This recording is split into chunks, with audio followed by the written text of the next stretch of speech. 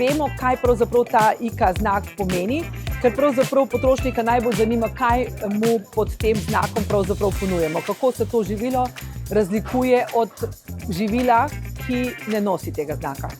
Jaz mislim, da lahko razloči razliko, še posebej, če redno uživa živila z te kakovosti, kot dejansko nekaj več.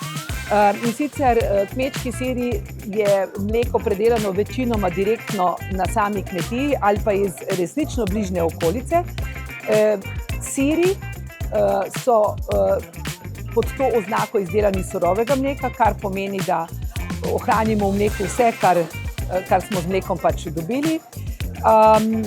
In drugi mlečni izdelki kot jogurt in tako naprej pa so tudi proizvedeni po tradicionalni metodi, kar pomeni, da niso vključeni industrijski postopki, kot so homogenizacija, sterilizacija, ki lahko ta izdelek, bom rekla, mu vzame določen del kakovosti.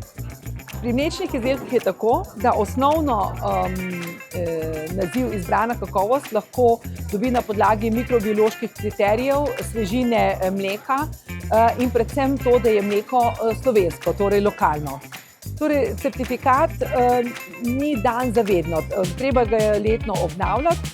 Zdaj, kar se tiče kmečkih sirov, predvsem kmečkih sirov, je nosilec te certifikacije pravzaprav samo Združenje kmečkih sirarjev, ki skrbi za tako imenovano notranjo kontrolo, potem smo pa dodatno še kontrolirani na nekem vzorcu z neodvisnega certifikacijskega organa.